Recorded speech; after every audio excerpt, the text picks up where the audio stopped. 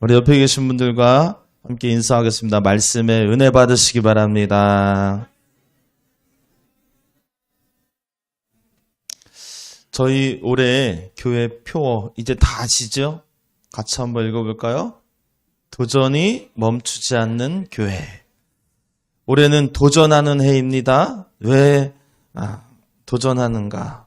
하나님께서 도전하게 하시기 때문에.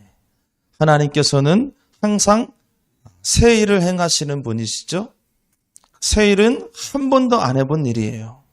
그 일을 하나님과 동행하게 되면 맞닥뜨리게 된다는 거예요.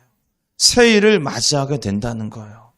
한 번도 해보지 않았기 때문에 우리는 그 일에 도전할 수밖에 없는 겁니다. 여러분, 하나님께서 한 번도 안 해본 일에 도전하게 하시는 이유가 있는 줄 믿습니다. 그 도전을 통하여서 우리가 생각지도 못한 크고 놀라운 기적과 은혜가 우리의 삶에, 우리의 가정에, 우리 자녀들에게 나타날 줄 믿습니다. 아멘입니까? 믿으세요, 제발. 믿음을 갖고 도전하시기 바랍니다. 우리 따라해볼까요? 아니, 우리 옆에 있는 분들 계속 축복하셔야 돼요. 새로운 일에 도전하세요. 시작. 오늘 함께 나눌 도전 주제, 계속 매주 도전 주제가 바뀌는데 오늘은 선교입니다. 선교. 오늘 본문 한번 띄워주시죠. 자, 또 이르시되 너희는 온 천하에 다니며 만민에게 복음을 전파하라 했어요. 근데 이 한 절 말씀에 선교에 대한 우리가 충분히 이해할 수 있는 그 돕는 단어들이 다 나와요. 요 한 말씀만 잘 이해하면 여러분들 선교에 대해서 이제는 정확하게 가져가실 수 있다.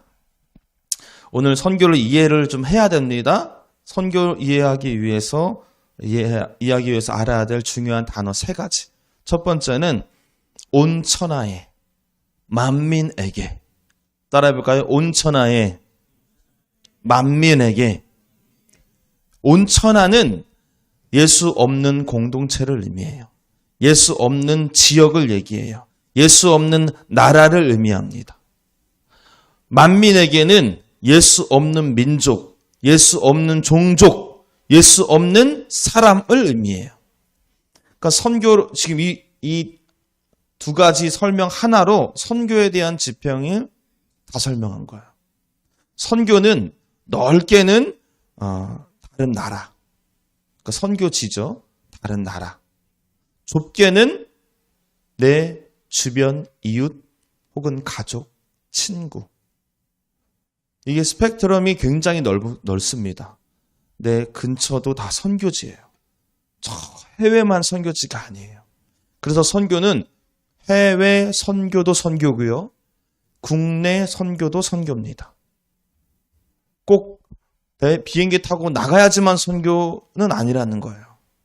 온 천하, 만민. 이 안에는 아프리카 사람도 들어가 있고요. 동남아 사람도 들어가 있지만 나의 이웃도 들어가 있다. 그 기준이 뭐예요? 예수 없는 자.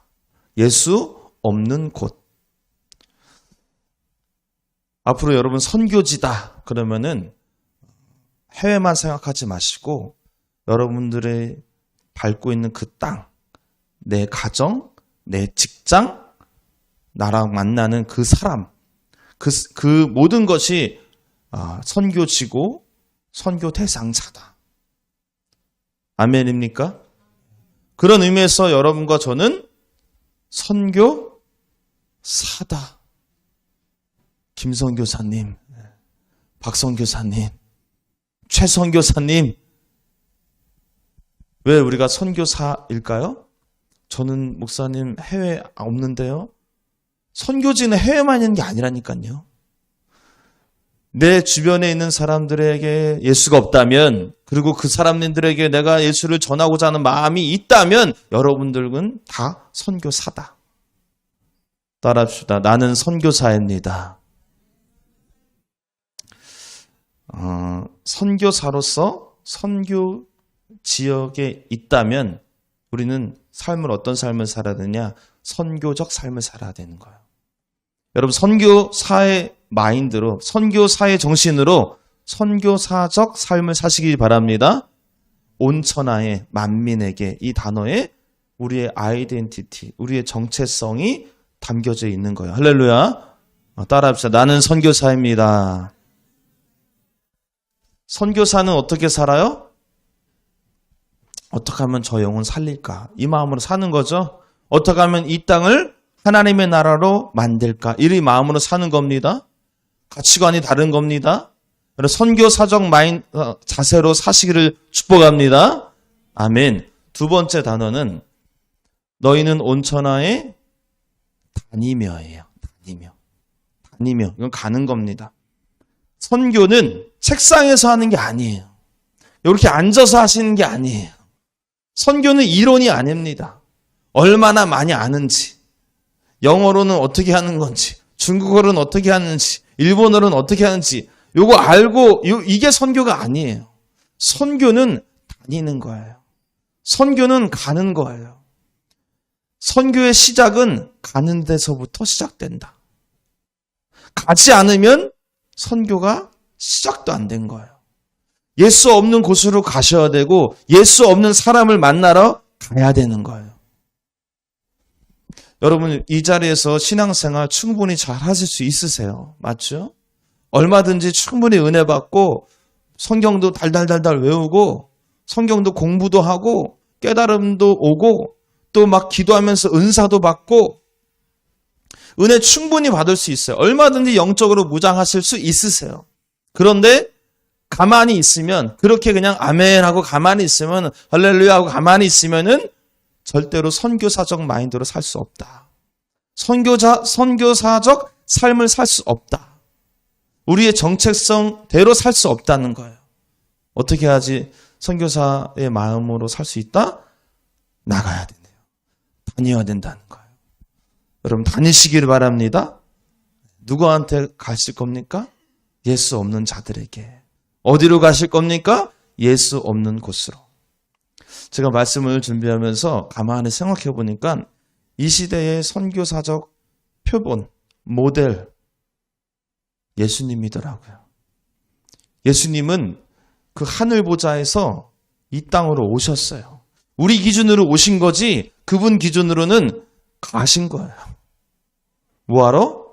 생명 전하러, 복음 전하러. 스스로 복음이 되셔서 이 땅에 오셨잖아요.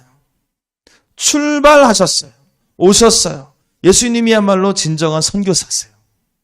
여러분 예수님 믿으시지요? 예수님 믿으시지요?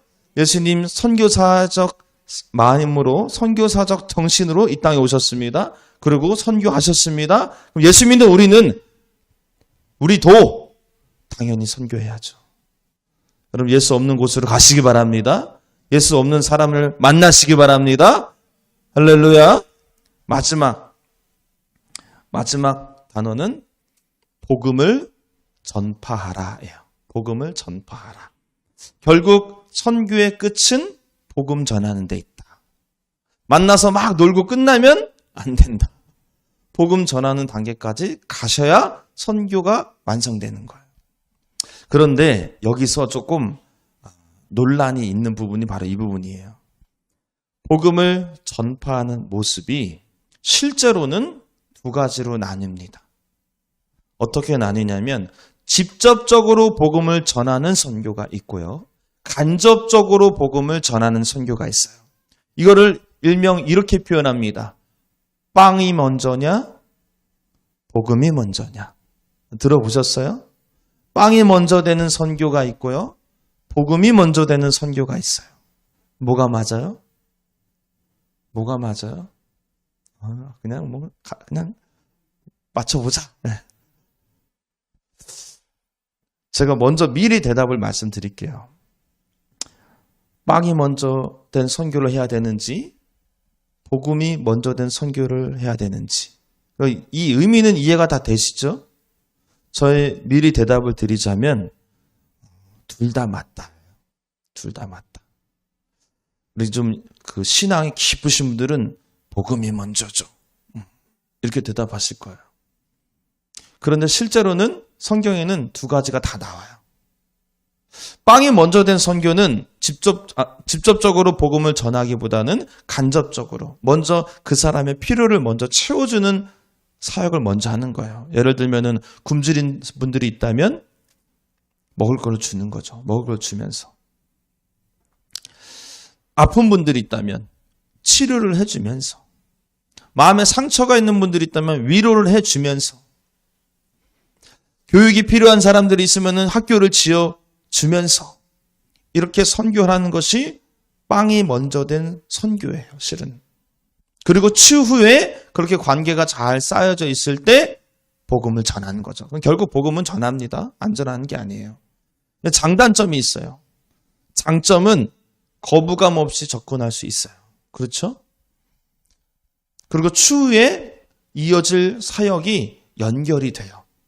관계가 계속 좋으니까 더 깊이 사역을 할 수 있다는 뜻이죠. 단점이 있습니다. 직접적으로 예수를 전하는 것이 아니기 때문에 혹 빵만 전하다가 사역이 끝날 수도 있어요. 직접적으로 예수를 전하는 것이 아니기 때문에 정작 예수 복음을 전하는 횟수가 현저히 떨어집니다. 이게 단점이에요. 이게 빵이 먼저 된 선교의 장단점이에요. 그러면 복음이 먼저 된 선교는 뭐냐면 빵보다는 예수를 먼저 전하는 거예요. 믿든지 안 믿든지 예수 전하고 영접시키는 거예요. 그리스도인으로 만드는 겁니다. 이게 복음이 먼저 된 선교예요. 장점은 복음을 직접적으로 전한다는 것에서 소위 말해서 때를 놓치지 않을 수가 있어요. 그런 적 많죠. 다음에 만나면 꼭 전해야지. 다음에 만나면 꼭 전해야지. 근데 그 다음부터 안 나와. 이 때를 놓친 거예요. 근데 만나자마자 복음을 전하니까 때를 놓치지 않을 수 있다는 장점이 있어요. 그런데 단점은 뭐냐면 여러분 다 공감하시죠? 예수를 전했는데 혹 그 사람이 거부감이 있을 때는 그 다음 단계의 사역으로 이어지기가 쉽지 않다. 그냥 단절이 될 확률이 많다. 이게 또 장단점입니다.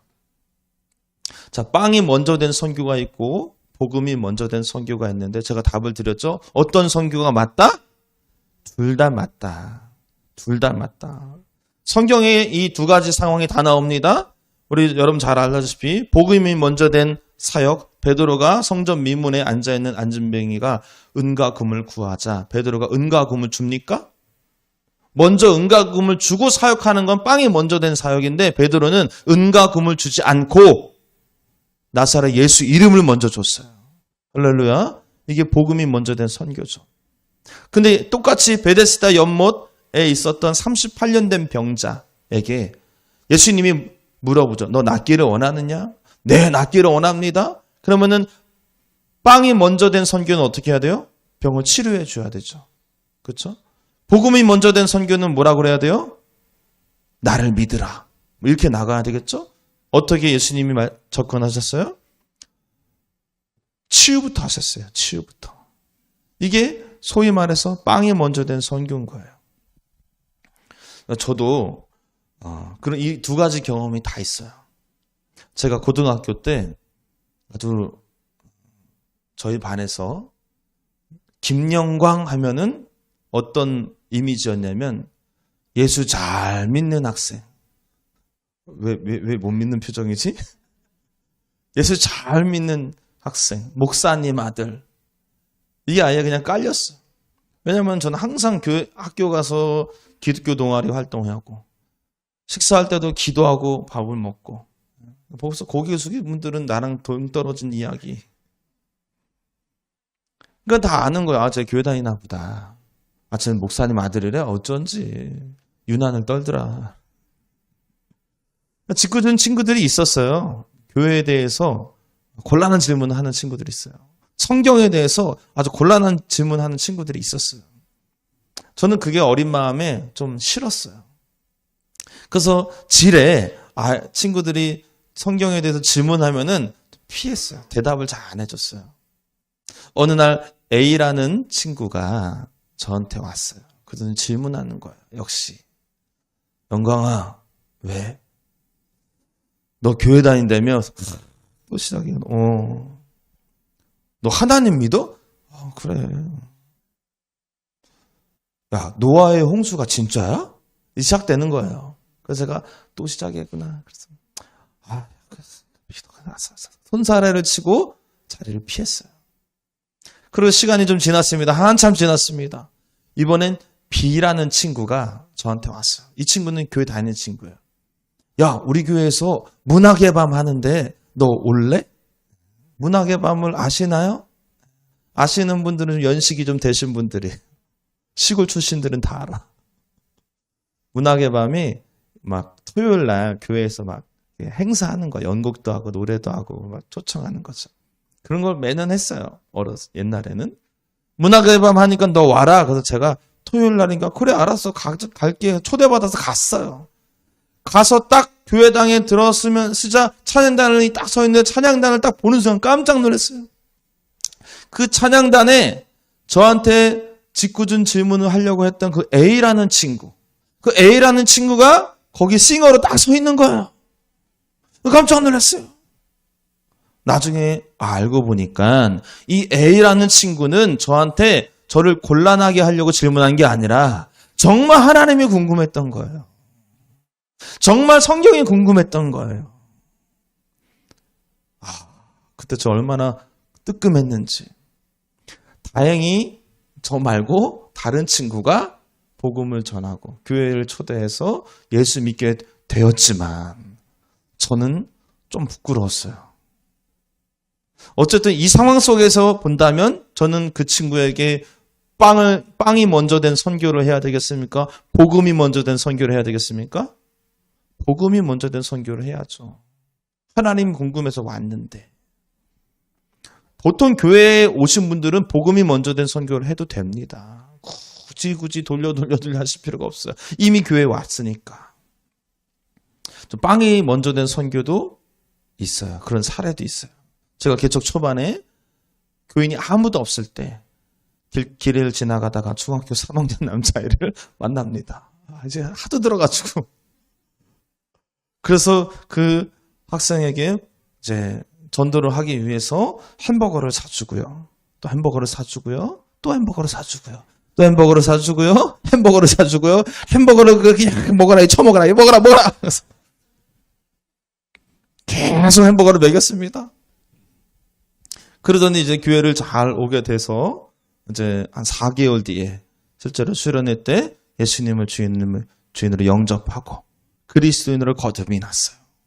그래서 예수 잘 믿었으면 여기 앉아 있잖아요. 지금 저기도 앉아 있고 여기 겉다리로 뚝뚝 앉아 있잖아요.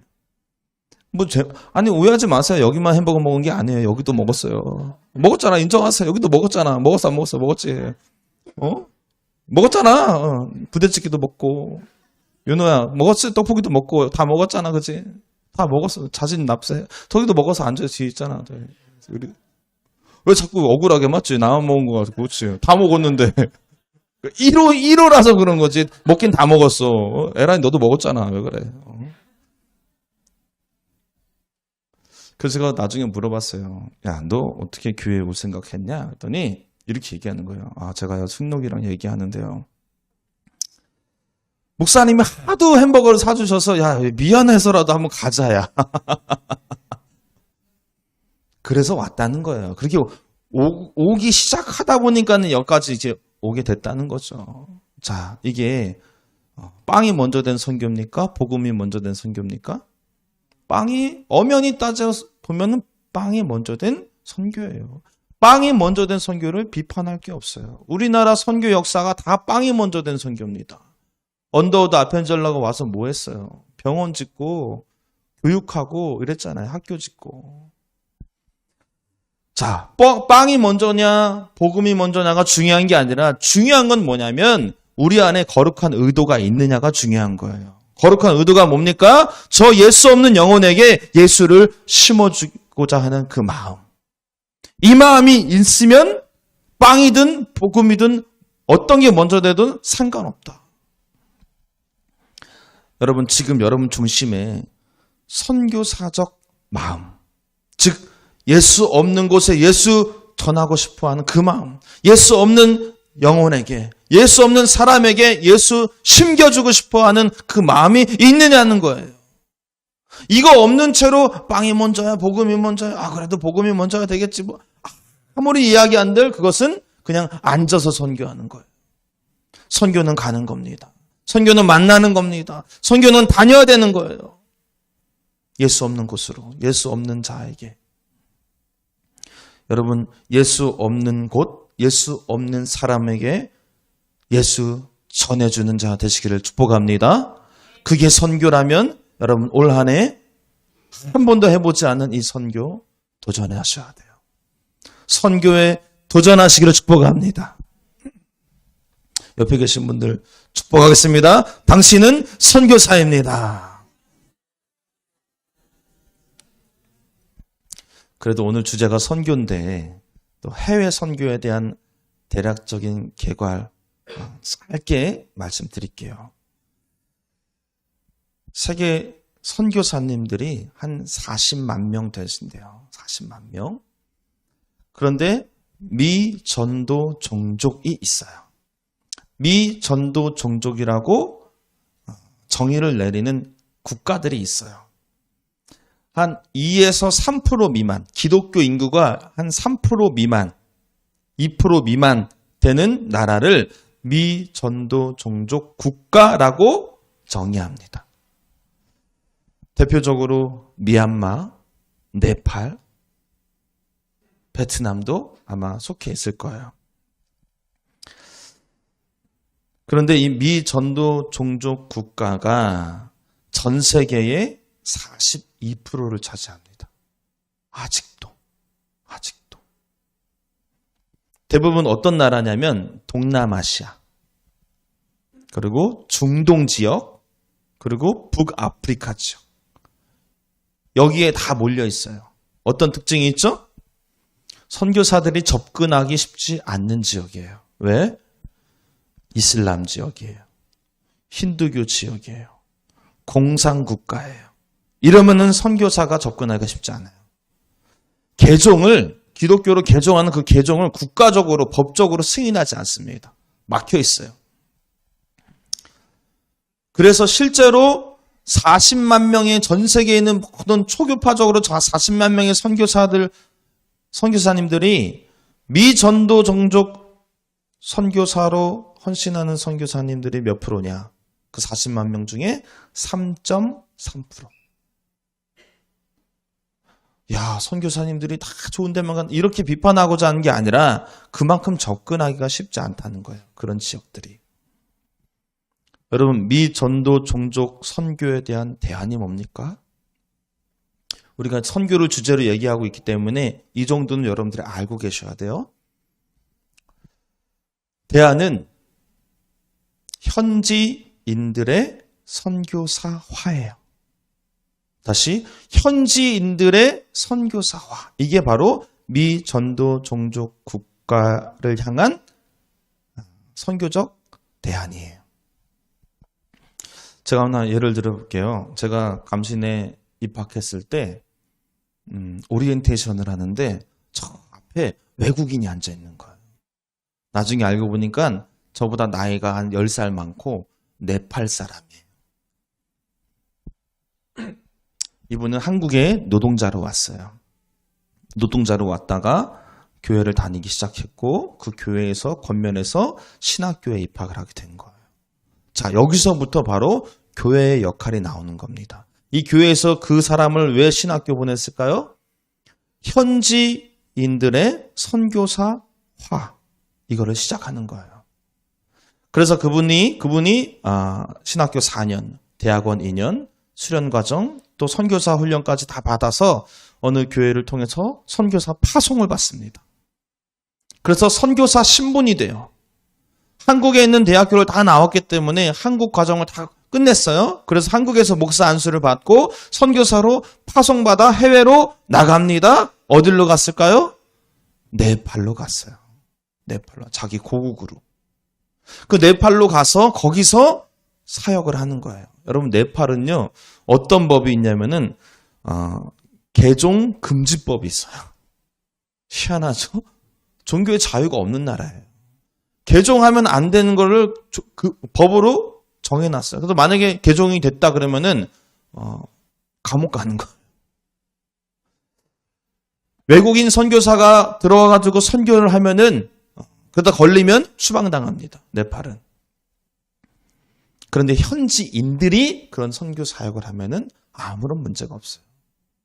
여러분, 제 동기이기도 한데 이분이 네팔로 가서 목회자의 신분으로, 선교사의 신분으로 네팔로, 자기 고국이잖아요. 가서 선교 사역을 하고 또 그 네팔 감리교단 감독까지 됐어요. 이제 같은 동기인데 쟤는 감독됐고 나는 지금 여기서 주여. 지금도 연락을 해요. 여러분, 미 전도 종족 선교에 대한 현지인들에 대한 현지인들의 선교사화가 대안이에요. 자, 그러면 오늘 이제 말씀 끝납니다. 우리가 선교에 도전하자. 오늘 메시지가 이겁니다. 오늘 말씀 다 잊어버려도 돼요. 선교에 도전하시면은 되는 거예요. 말씀 다 기억해도 선교에 도전 안 하시면 들으나 마나였어요. 자, 그러면 우리가 구체적으로 어떻게 선교에 도전할 수 있는가? 오늘 말씀은 정리하면서 딱 두 가지만 여러분들에게 제안드립니다. 떨지 마세요. 뭐 나가라! 떨지 마세요. 그런 얘기 안 할 테니까. 네팔로 가라! 뭐 그런 얘기 안 할 테니까 떨지 마시고. 첫 번째는 현지인들을, 그 외국인 현지인들을 선교사로 세우는 그 일에 여러분들이 동참하셔야 되는데 거기 못 가잖아요, 우리가. 그런데 감사하게도 이미 그 사역을 선교사님들이 다 하고 계세요. 하고 계세요. 이거는 저만 아는 새로운 생각이 아니에요. 이미 지금 많은 해외에 있는 선교사님들이 시행착오를 거쳐서 그 작업을 지금 하고 있어요. 사람 세우는 일을 하고 있다고, 현지에서. 그럼 우리는 어떻게 선교에 도전할 수 있을까? 선교 헌금 보내면 되는 겁니다. 선교 헌금 보내는 거예요. 여러분, 우리 교회에서도 선교 헌금을 하죠. 봉투가 있잖아요. 한 번도 나는 선교 헌금을 해본 적이 없습니다 하시는 분들 계시다면 잘 됐습니다. 왜 잘 됐죠? 올해는 한 번도 안 해본 일 하는 해잖아요. 도전은 한 해잖아요. 헌금 안 하셨으면 너무 잘하셨어요. 잘 되셨어요. 헌금 안 했다고 칭찬받는 적 처음이시죠? 앞으로 2025년 한 해는 선교헌금으로 우리가 한번 선교에 도전해보자. 할렐루야. 이미 하고 계신 분들은요, 잘하고 계세요. 더 하세요. 잘하세요. 계속 하시면 돼요. 이게 도전이에요. 우리 선교헌금으로 선교에 도전하시기 바랍니다. 청년들만 아멘 해보세요. 할렐루야. 우리 성훈이 아멘 했어. 지금 당황하시죠, 지금. 두 번째는 어떻게 선교에 도전할 수 있냐면, 말 그대로 내가 선교사다라는 마음 가지라는 거예요. 선교는 선교사님이 하시는 거지, 이 마음이 아니라 내가 선교사다. 지금 내가 밟고 있는 이 땅이 선교지다. 지금 내가 만나고 있는 저 사람이 선교의 대상이다. 이 생각을 가지고 선교사적 정신으로 살아가시라. 그리고 전하시라. 만나시라. 거룩한 의도를 가지고 움직이라는 거예요. 지난주에 안드레 작전 7명 작성하셨습니까? 해보세요. 그리고 기도하시자고요. 그리고 만나시자고요. 그리고 어떤 특정한 날에 한번 초대해보자. 우리가 움직이면 하나님이 일하실 줄 믿습니다. 이 두 가지를 여러분들에게 제안을 드립니다. 사랑하는 여러분, 예수님께서 선교사셨어요. 그래서 생명 없는 우리에게 예수 생명으로 다가와 주셨습니다. 아멘. 빚진 자의 마음으로 우리도 이제 선교해야 됩니다. 바라기는 우리 은혜교회 모든 성도님들이 2025년 선교에 도전하셔서 하나님께 새로운 은혜와 기적을 다 경험하는 저와 여러분 되시기를 주님의 이름으로 축원합니다.